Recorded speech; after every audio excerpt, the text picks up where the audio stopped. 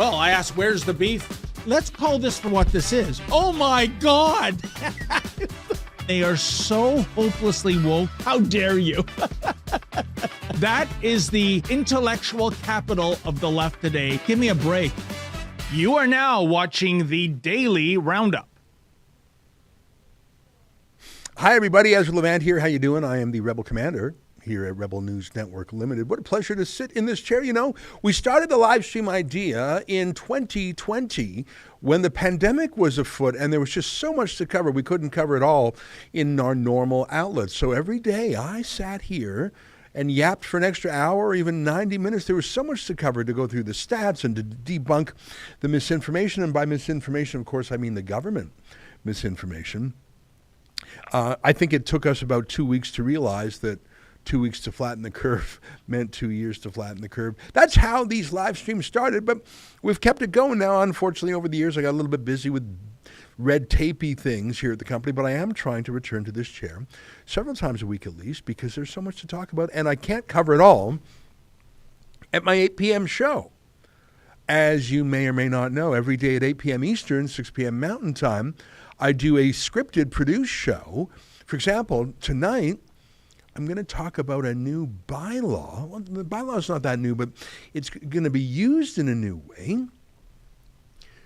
There are protests pro and con in Calgary about the Drag Queen Story Hour. They're having all ages drag events, including, I think there's some skating events there. And so there's some protesters for and protesters against, and that's called freedom.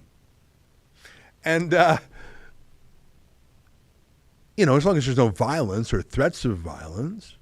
Some people might say that the drag queens are obscene, and that's why, for example, we don't allow children into strip clubs, and maybe that same sort of law should apply. But actually, the law that is being applied is by the mayor. The mayor of Calgary says she is going to fine and ticket anyone who comes there with hate in their hearts. Here's a story by the CBC. They are thrilled about this. Calgary Mayor threatens to fine protesters after drag event canceled. City will leverage, I like that word, street harassment bylaw for hate-motivated protests. Now, I wonder, there's so many questions, and I'm not going to give away my monologue right now, but it's just such a crazy story. So you can have a protest, but if you protest one day and you have, let's say, sorrow in your heart, and you say there shouldn't be a drag queen story hour with kids, and then the next day you say there shouldn't be a drag queen story hour with kids, but your feeling in your heart is hate. So one day it was sorrow, one day it was hate. One of those is against the law, one of them is legal. In other words, is the government now determining whether or not you're allowed to do something based on your feelings or your thoughts? Because that's, hate is a feeling, sorrow is a feeling. It's absurd. It's against the law. It's an attempt by the City Hall to impose criminal sanctions against peaceful protesters. It will not surprise you to know that in my monologue tonight, I will offer to legally defend anyone charged with those tickets and to challenge the constitutionality thereof. I wonder if the CBC state broadcaster, which was absolutely effusive, I wonder if they would feel that way if it was so, I don't know, Stephen Harper, who was ticketing protesters by labor unions, if they had the wrong feelings in their heart. Hey, I see, Olivia, that you're calling up Jyoti Gondek's tweets. She's the mayor. Again, I don't want to give away my whole monologue right now, but I just want to play for you the video attached to her second tweet. She really is an atrocious, appalling woman. Here she is in City Hall basically saying, if she doesn't like you, she's going to have the police arrest you and ticket you and fine you. And she is prejudging anyone who dares, if you are opposed to drag queens and young children together, you are by definition a horrible person, she uses that word, and a hater, and you will be targeted. Whereas if you come to the same protest to cheer on the drag queens, you'll be just fine. Don't take it from me. Take it from this out-of-control woke mayor. Take a look. We had a drag brunch at the Rec Room in the north of Calgary by our community of drag queens in Calgary who have done amazing work promoting inclusion, and really raising awareness of how important it is to be a welcoming community. Unfortunately, some members of our population thought it would be a good idea to protest this event, which is, I'm just going to use my opinion, a horrible thing to do. I was very happy that CPS was there to provide a buffer and to ensure that everyone was safe and that the show could go on. My question is, do we have the ability, when a protest is rooted in hatred, to ticket people and shut this down? How does it work? Thanks. We don't need the answer there. Mayor It's Gondek. a boring answer by a city manager who says, well, I'll get you that answer because it's really a shocking question. But you heard her. How can we shut down protests? How can we shut down these haters? How can we shut down There are people who disagree with me. How can I shut them down? And the city manager was very excited about her project. And, of course, the Calgary police are going to go along with it. I'm not going to go any further on the subject because I want to save the best for my show tonight at 8 p.m. I hope you join in. Tonight I'll also be talking with my friend Sue Ann Levy, who for many years covered Toronto City Hall for the Toronto Sun, and she was a skeptic, a critic of Mayor John Tory, especially in the last few years. And hey, I tweeted a goofy TikTok video about someone molesting a mailbox the other day. I don't know if you saw that, Olivia. But when I think of John Tory, I think of a few things, but the main thing I think of as a citizen of Toronto is how crappy the city has become. You know, the nickname of Toronto, many cities have nicknames. Calgary is Cowtown. Chicago is the Windy City, City of Big Shoulders, Butcher Shop to the World. These are various nicknames. Toronto was called the Big Smoke. I presume that referred to factories in eras gone by. But I think the best nickname for Toronto, which was sort of a double-edged nickname, was Toronto the Good. Toronto the Good meant it was a good place. It really was a good place, but sometimes it was a little bit too aware that it was a good place. Maybe its morality was a little bit stuffy, and maybe it was a little bit too patrician or something. So, it's like the nickname that Australia was given, the Lucky Country. I love calling Australia the Lucky Country. I think it sounds wonderful. But it was used as an insult, as in, everything Australia has, it got by luck. Well, Toronto the Good. Yeah, that's it right there. That's the one there. So Toronto the Good, well, who wouldn't want to live in a good place? And if it's, New York, the city that never sleeps. Yeah, Toronto does sleep. There weren't quite as many bars open at 4 a.m. It wasn't quite as wild as New York City. And I think Toronto liked it that way. It was very Canadian that way. And you'd think by looking at him, John Tory would be a Toronto the Good kind of mayor, focus on order and safety and do the subways run and is the garbage cleaned up. But this city is no longer Toronto the Good. It feels more like Skid Row, feels more like the decrepit state of San Francisco, LA, Portland, Seattle, what's happening to New York. And I saw this video the other day, and it goes on, and I really think you should watch it because the fact that it feels so long is half the impact of it. It's some homemade song, an homage to mailmen, which is hilarious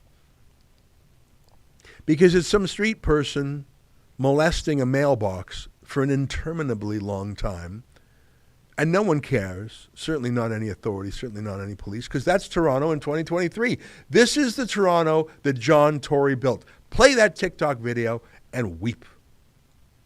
Mail delivery person, always delivering the mail day after day. It's such difficult work, keeping all this stuff in order. Do you agree with me sure that everything goes in my choice of the word it's molest? He is molesting that mailbox. People are driving by, and people are walking by, And people are filming. And that's just Toronto. And the fact that he feels so confident to molest a mailbox, and you'll see very soon he starts stealing letters, just random letters. And what were these letters? Were they birthday cards from grandparents to children with a little check in them maybe? Were they thank you letters? Were they what? Well, we'll never know. Were they bill payments? Imagine if you had to pay a bill and this guy stole your mail right out of the mailbox, and the public utility that you paid didn't get the money, and so you were cut off. And like, how long does this go on for? The stores behind them, would they care if he took that mailbox and threw it through a window? I don't know. When I think of John Tory's Toronto, that's what I think of, except for that was uncharacteristic in one way. The traffic there was actually moving. In John Tory's Toronto, the traffic typically doesn't move.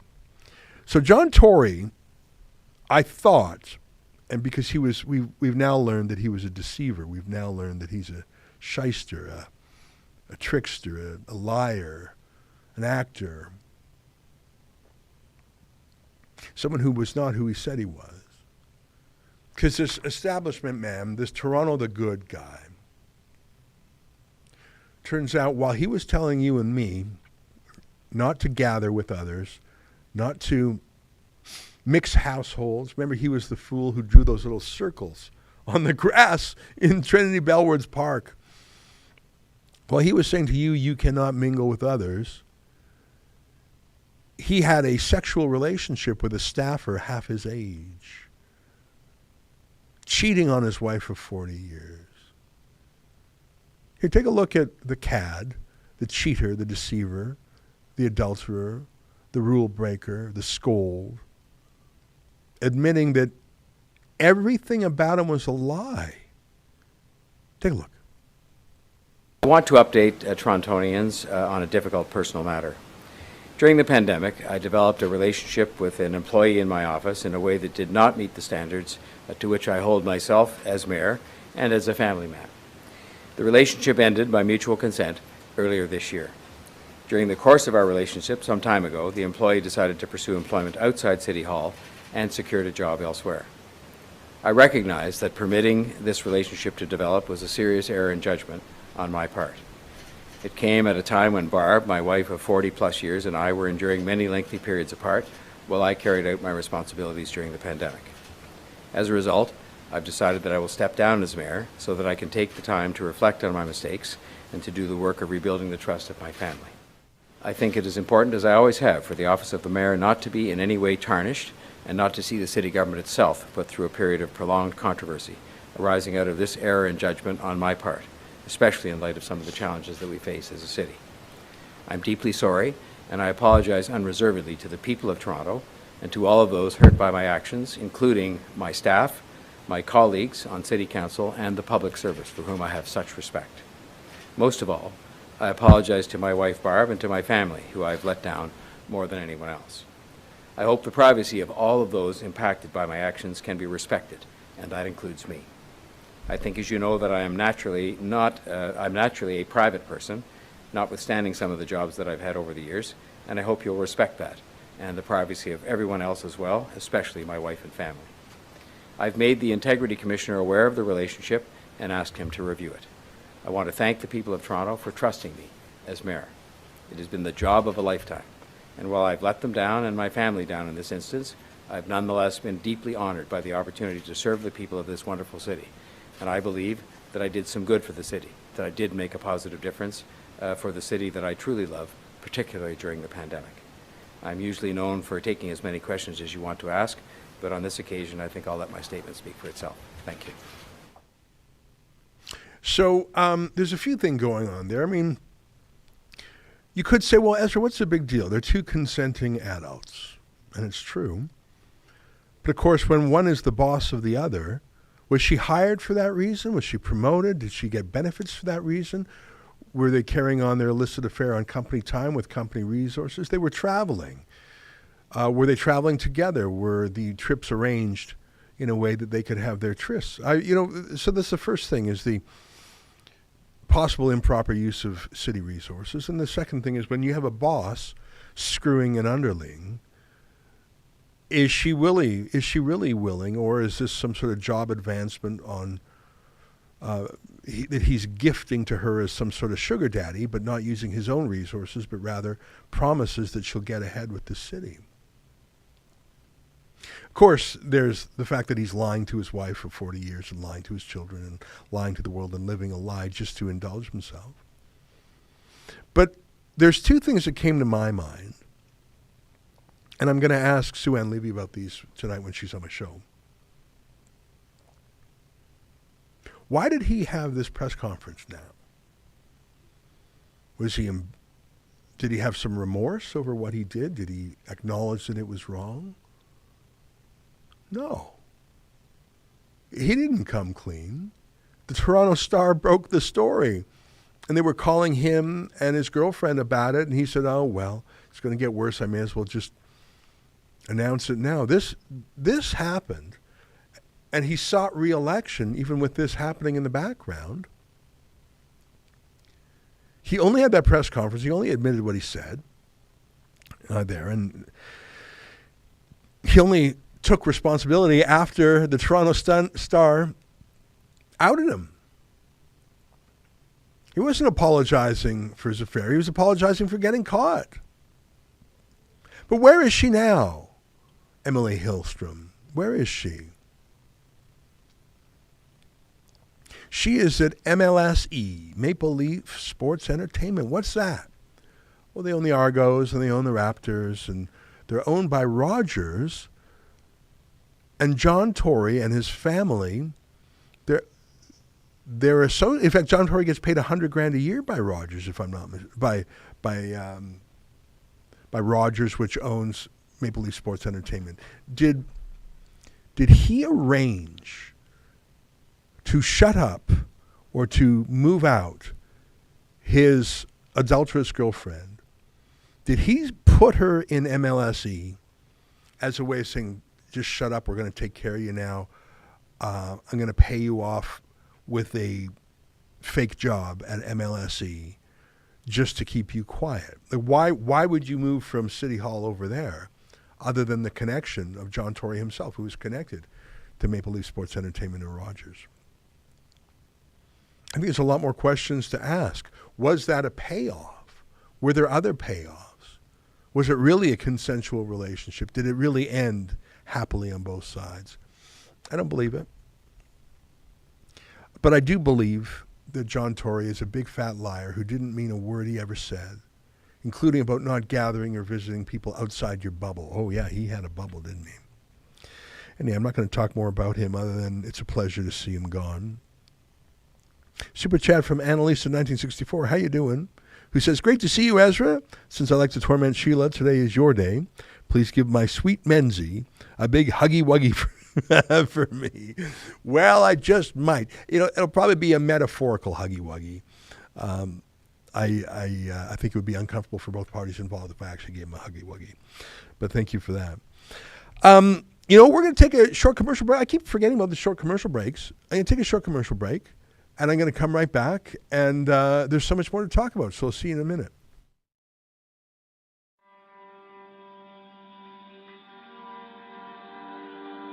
I am speaking to you at a moment of grave crisis, when violent and fanatical men are attempting to destroy the unity and the freedom of Canada. But after weeks of dangerous and unlawful activities, after weeks of people being harassed in their neighborhoods and small businesses forced to close, as democracy flourishes in Canada, we don't always agree, and that's okay. Because individual liberty is cherished in Canada. Our government will always defend freedom of expression and freedom of peaceful assembly. It has now been demonstrated to us by a few misguided persons. After evidence of increased ideologically motivated violent extremism activity across the country, just how fragile a democratic society can be, it became clear that local and provincial authorities needed more tools to restore order and keep people safe. These are matters of the utmost gravity, and I want to tell you what the government is doing to deal with them. The federal government has invoked the Emergencies Act. The public's legitimate right to know why the government proclaimed an emergency and whether the actions it took were appropriate. It is our view that there was no justification whatsoever to invoke the Emergencies Act. It's so tough to watch. There's no reason for that. They were literally running the horses through the crowd. The police came straight to me and he targeted me and he took his gun of tear gas and he actually shot me directly in my legs. Was it worth invoking the Emergencies Act, ma'am, to trample on the rights and freedoms of Canadians? Why do you think excessive honking means that the government should strip citizens away from their rights? Our next and final witness is Prime Minister Justin Trudeau. Order à l'ordre.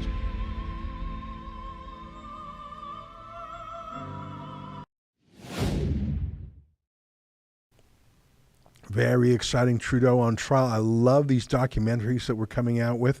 I think that one's actually having its premiere this week in Calgary. Very exciting about that. Excited about that. Hopefully we'll get it in a few other cities too. I'm really proud of the work our documentary team is doing. It's getting better all the time. I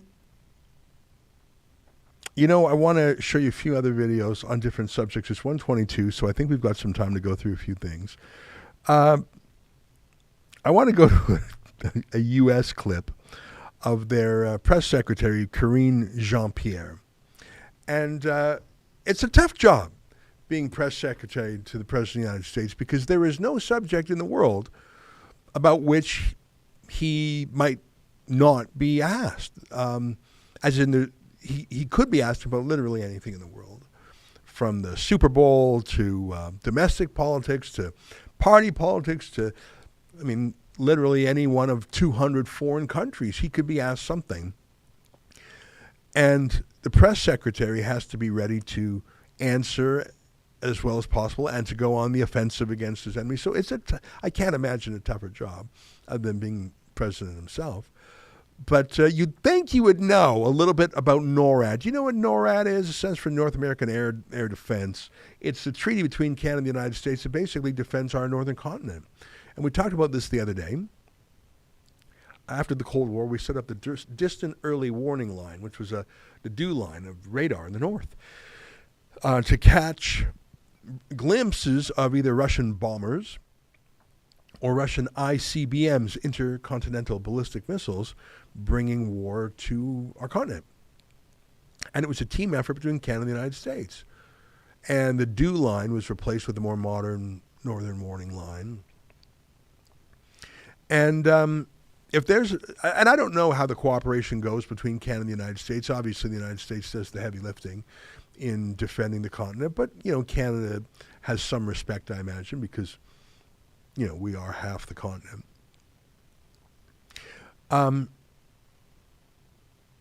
Would you know what NORAD is if you're the spokesman to the president? I would hope so. Would you know how to say the country Canada? I would hope so, but that hope would be too much. Listen to Karine Jean-Pierre just butcher both subjects in this super friendly interview by the left-wing MSNBC. This is embarrassing. Take a look.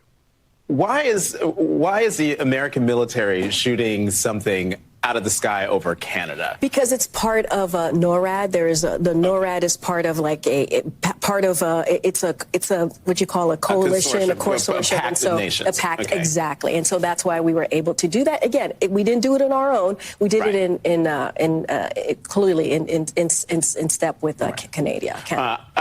Why is Canada? Hey, I'm coming to you live from Toronto, Canada. And I'm here to say that the pact, the consortium, the coalition, yeah, I guess it's a coalition of two. I guess it is a consortium of two. I'll grant her that. Here in Toronto, Canada, it's a pleasure. But speaking as someone from Canada, it sounds like the jets that took down these Chinese hot air balloons were F-22s, I understand, which is an American jet. Canada doesn't have them. The other day, Trudeau tweeted that he's the one that gave the order for the F-22 to be taken down. Trudeau said, "I ordered." Do you believe that? Do you think Justin Trudeau is the one that made that order? Did he, get on the walkie-talkie and say, "Breaker 10-4, this is Justin Trudeau. Over to you, F-22 Captain. Copy. Breaker, F-22 over Canada. Waiting for your instructions, sir." Okay, here it comes. I ordered the takedown of an unidentified object that violated Canadian airspace. NORAD command shot down the object over the Yukon. Canadian and U.S. aircraft were scrambled, and a U.S. F-22 successfully fired at the object. Now, I am sure there was some courtesy communication between the United States and Canada. I'm sure there was. But do you really believe that the decision here, I can't even say it with a straight face. Do you really think that it was Justin Trudeau who put down the bong pipe, read the briefing notes, got up to speed, and gave the order? Do you really think that's how it's happened?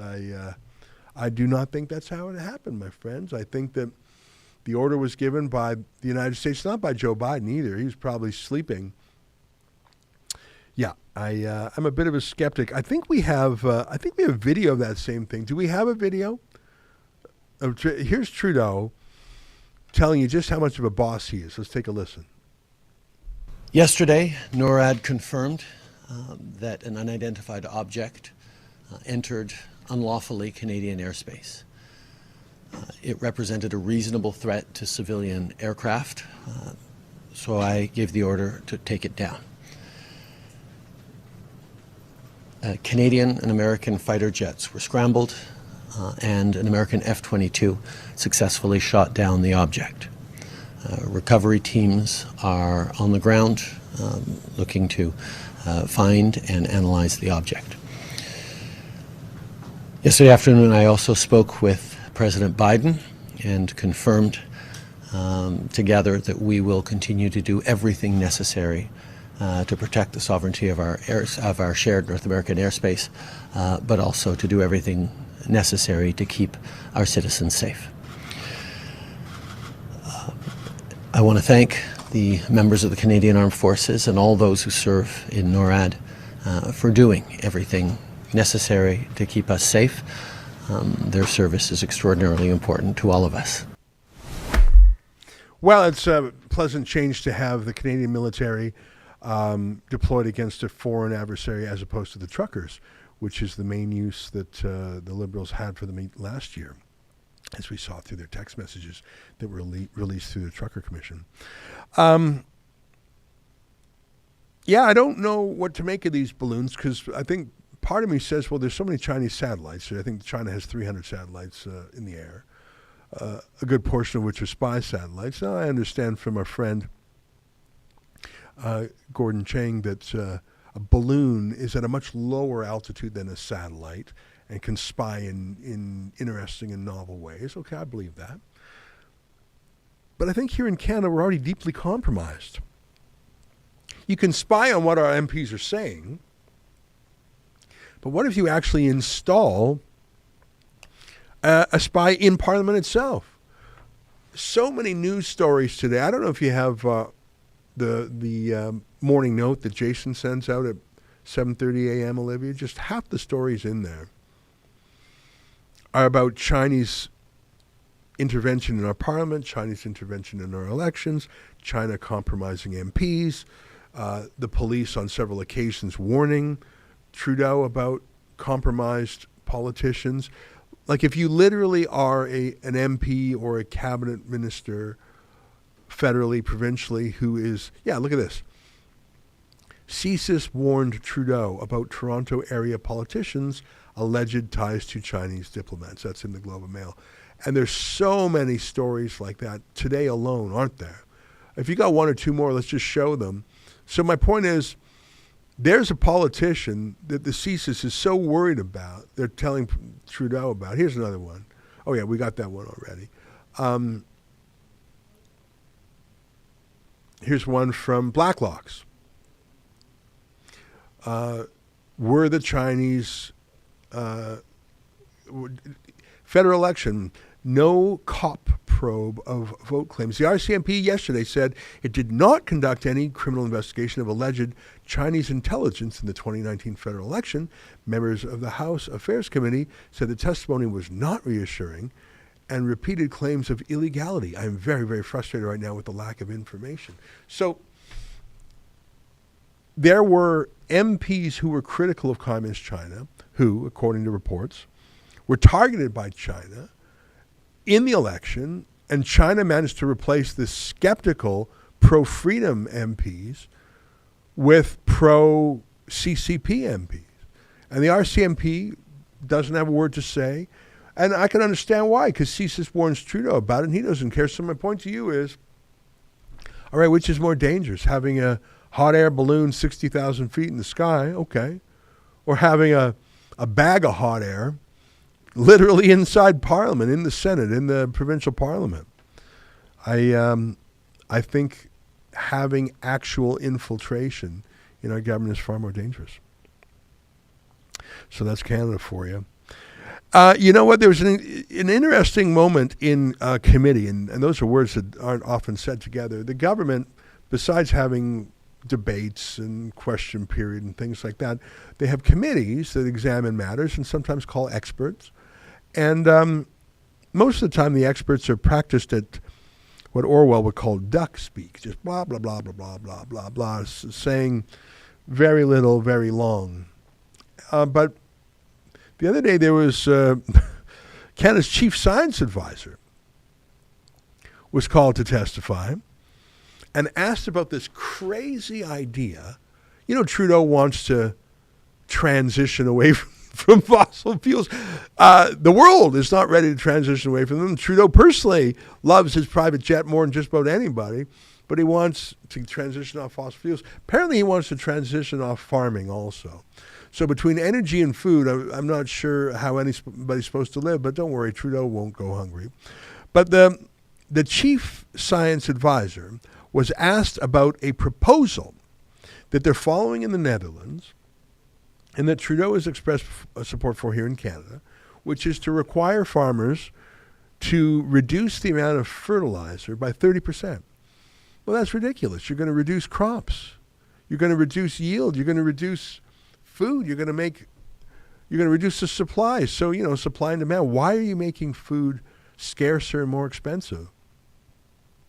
So look at this exchange between Conservative MPs, I believe, and Canada's chief science advisor on the question of, hey, by the way, did the government even study what the consequences would be if this insane ideological rule were passed? Take a look at this.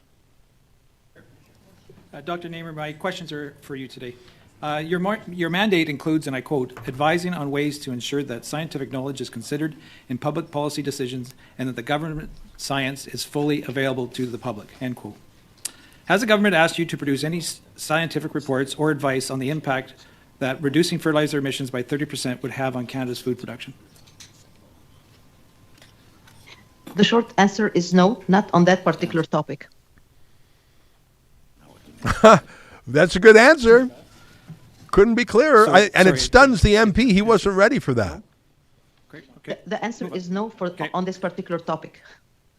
Okay, thank you. Have you personally seen any scientific reports or studies to suggest that the government's 30% fertilizer emissions target can be met without decreasing food production?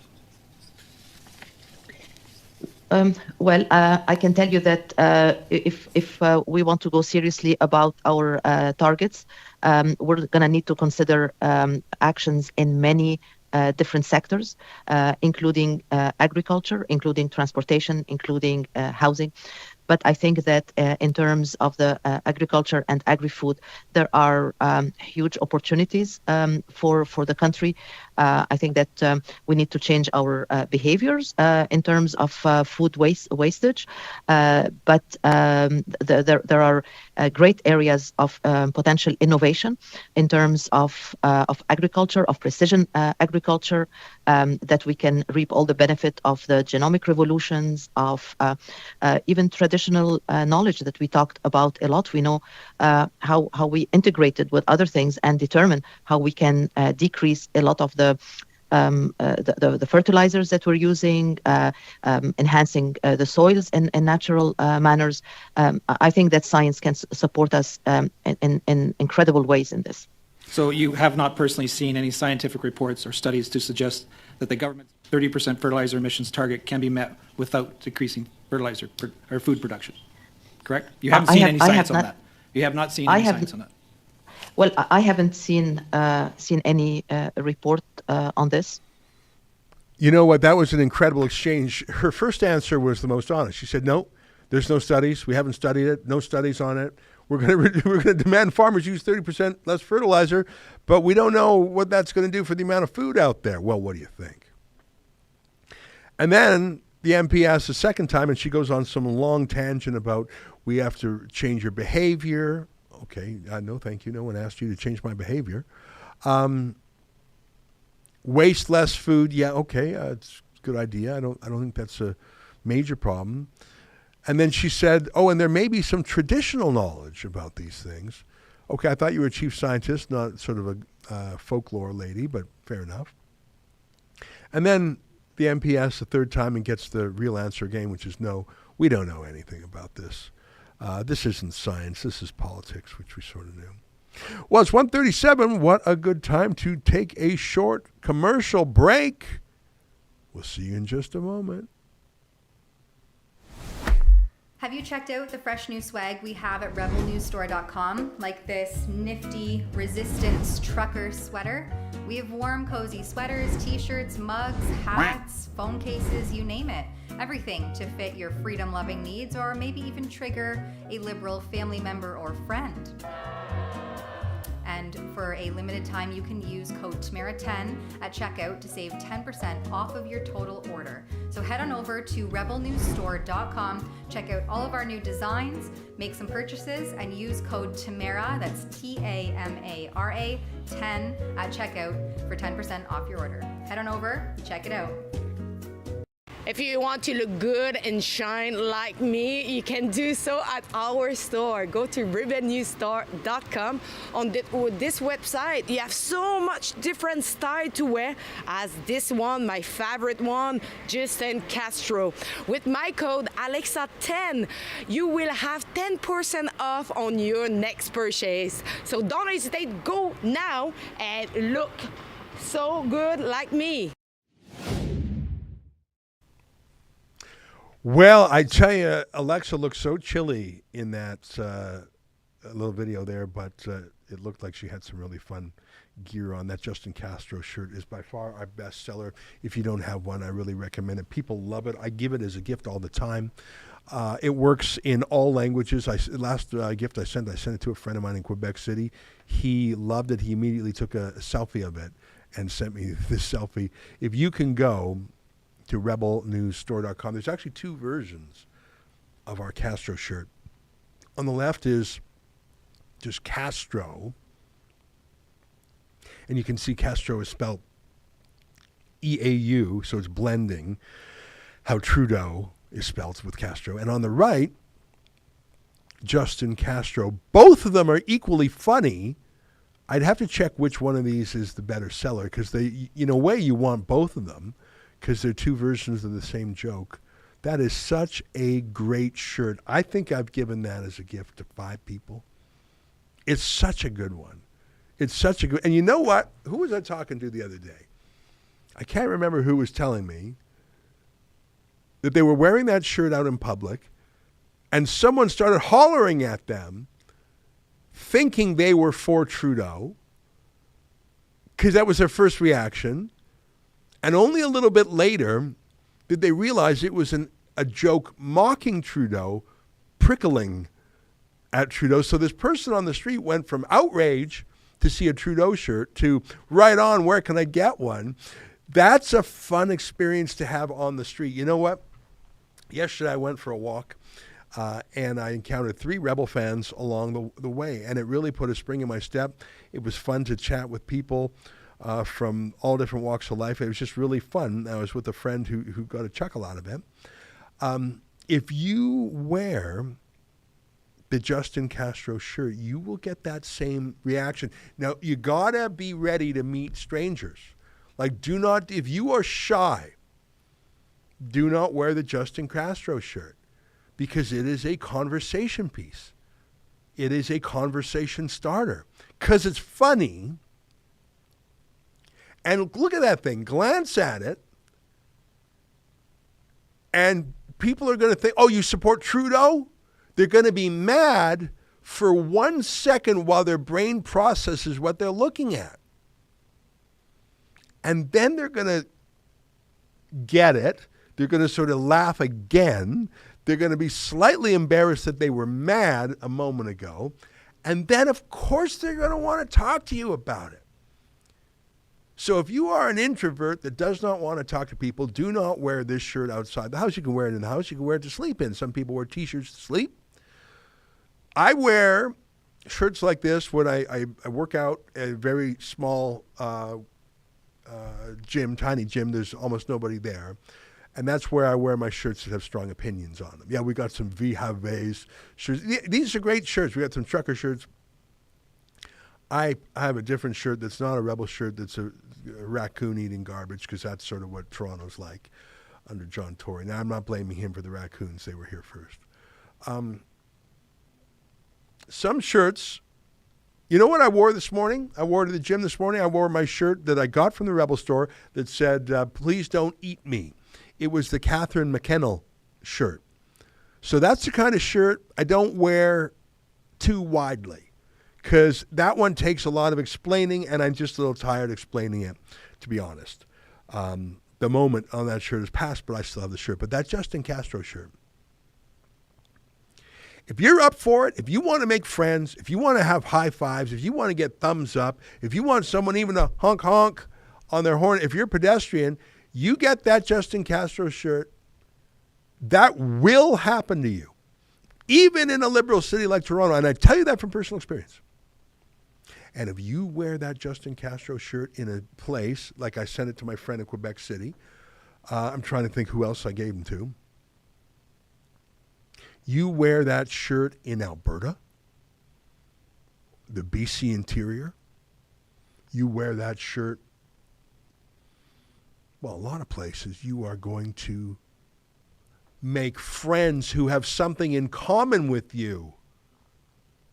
And those are great friends, even if it's just like high five for a moment. All right, don't mind me.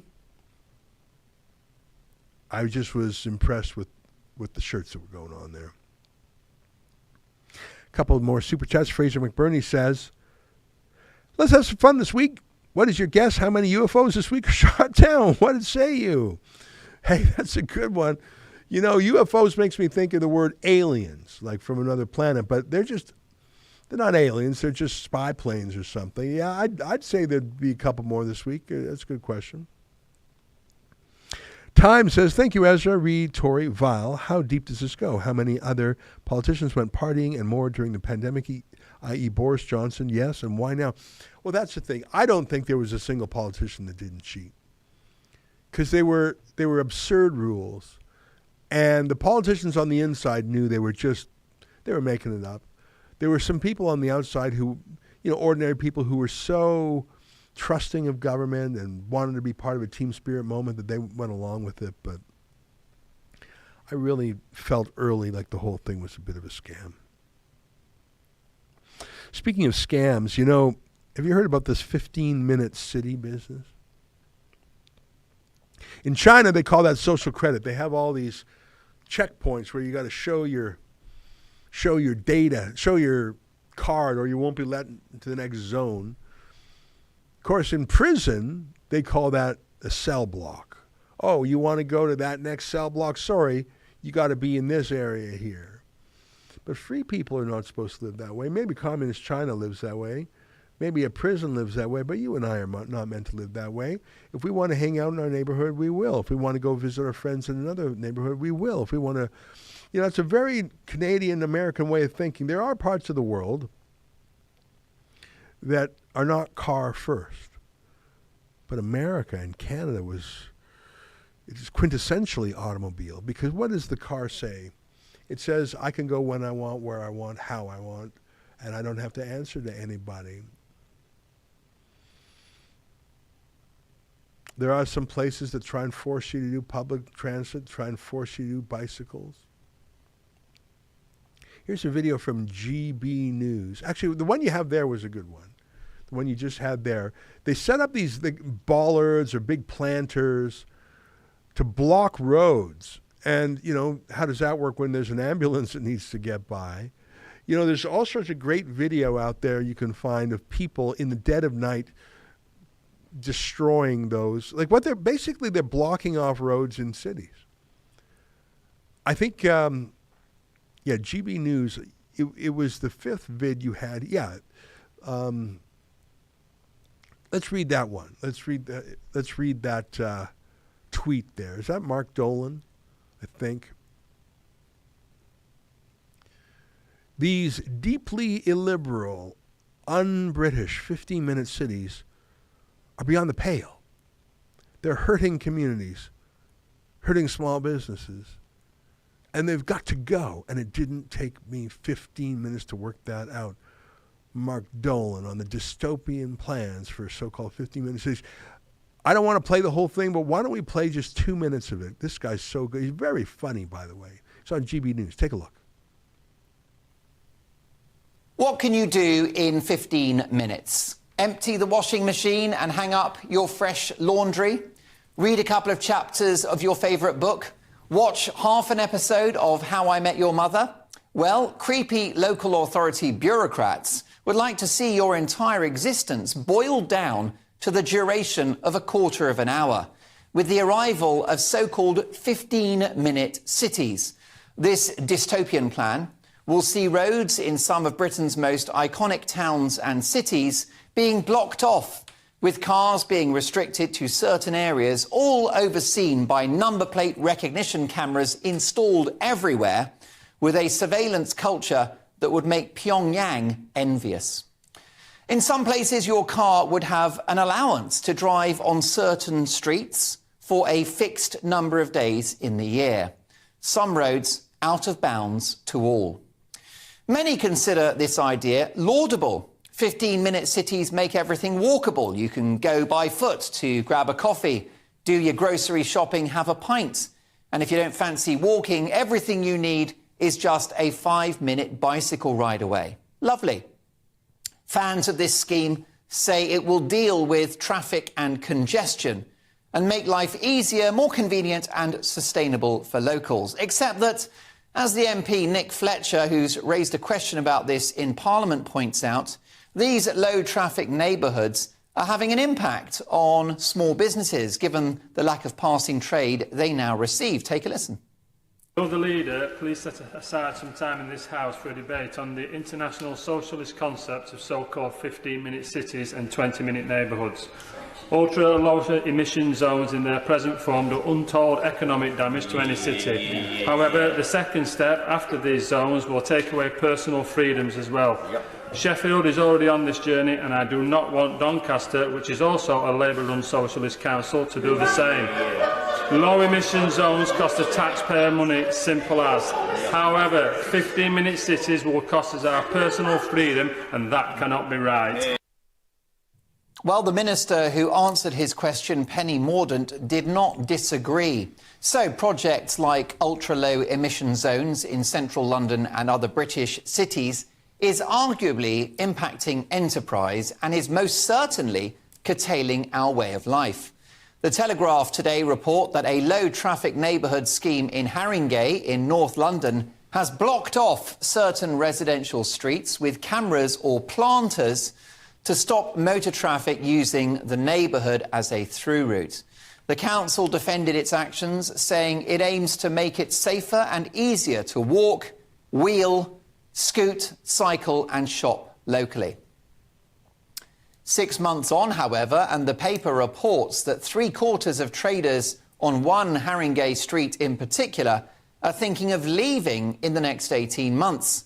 And 3 have already shut up shop. One of them is My Little Home Emporium, a once bustling vintage furniture shop that now stands shuttered and derelict, with low-traffic neighbourhood planters blocking the road next. It goes on a little bit. I tell you, I highly recommend GB News if you don't already watch it. You can download the app here in North America. Obviously, it's based in London, but I've been following it literally since its debut. It was started by Andrew Neil, who is a very famous journalist and interviewer. He left pretty soon after he launched it and frankly badmouthed it out the door, but they've lived on. They're thriving. Mark Dolan was new to me. Neil Oliver, the Scot, is new to me. Really, they introduced me to so many amazing Brits who care about freedom and who've been given this amazing platform. It really is on normal TV. It's not just an online entity. It's and it's done so well, like in the ratings. So I'm just delighted by their success. Pardon me. By the way, my point is download their app, and you can watch it anytime, or just follow them on Twitter. Now, it's 1:52. We don't have too much more time left, but there's some crazy news out there, isn't it? The New York Times had an op-ed the other day by a Yale professor. What is it with the left and suicide? Like, why are they pro? Well, the answer is because they're pro-death. On the one hand, there are people who are called pro-life, and they're generally against abortion, against euthanasia, and they often are against the death penalty too, by the way. You could call them pro-life. They're often Christian, but not always.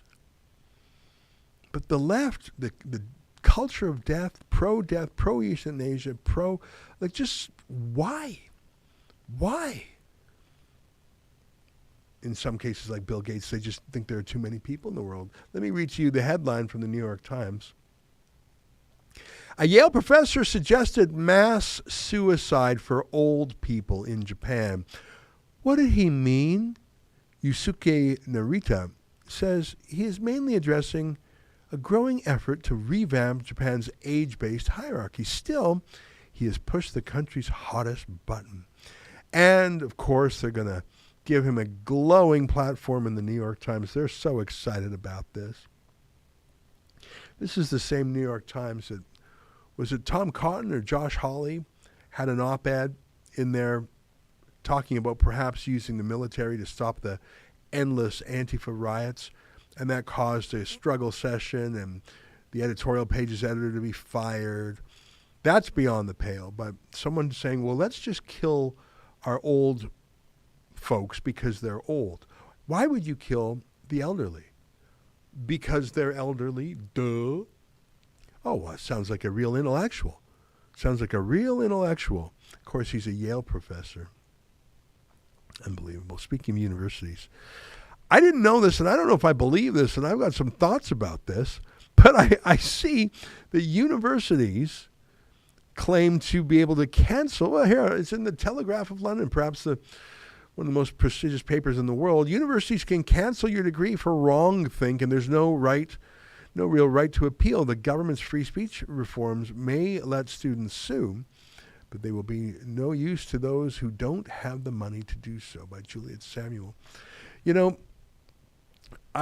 This kind of after-the-fact unpersoning of people is really gross. Either you earned your degree or you didn't. You paid your money, you completed your contract. In fact, you may have even signed a contract. Here, let me read a few lines from this story in the Telegraph. Imagine this scenario. You're a fifth-year doctoral student. You've done everything you're meant to, studied, researched, and completed a dissertation.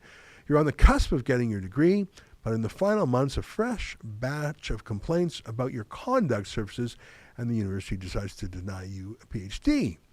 What, you might wonder, could this student possibly have done to deserve such a crushing punishment? Did they break the law? Was their work subpar? No, it was nothing like that.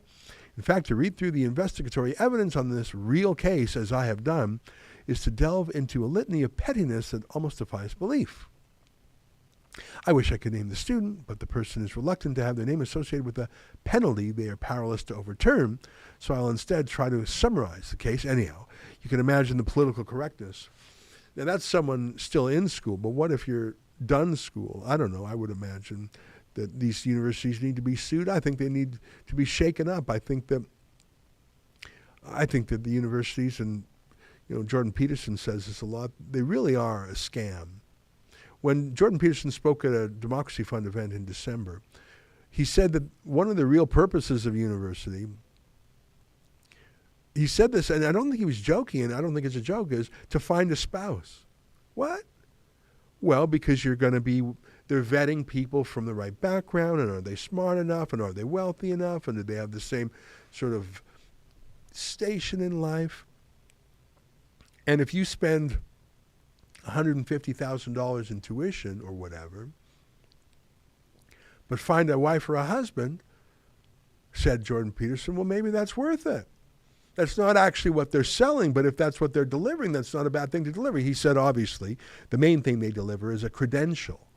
You're one of us. You jump through the same hoops. You're our kind. You're not some grubby, unwashed, blue-collar person. You're part of our club, our clique. You have the same aesthetic sense we do. You listen to the same music. You go to the same restaurants. You have the same political opinions as us. You watch the same news. You watch news at all. So you're our kind. Really, it's that credentialism that the universities are selling. And you could say in a way that getting married is the ultimate credential. It's the ultimate job application. You're being vetted just like an employer would vet you. A future spouse is vetting you. So, I think that the value of university, this engineering is still a profession and a kind of trade. There are real things to learn, and not just to expand your mind, but so much of university these days is just daycare for grown-ups. You know that's true. Well, it's almost the top of the hour, and I've got to go. I've got to do other things here at Rebel News. It's been a pleasure to hang out with you. Thanks to Olivia in the control room for furnishing the videos and the stories as I read them. Thanks to our super chatters. I appreciate it. Until next time, on behalf of all of us here at Rebel World Headquarters, to you at home, goodbye, and keep fighting for freedom. Some would say that there is no greater example of the weakness of our Air Force capacity than watching American jets destroying flying objects over Canadian soil. Why was it American jets that shut down the object? NORAD is a joint command, which means we do things together over North America. And there were Canadian and American fighter jets scrambled to intercept the object and to take it down. It was very much based on the context and the situations of who was there, who had the capacity to do it before we lost the object into darkness or into situations.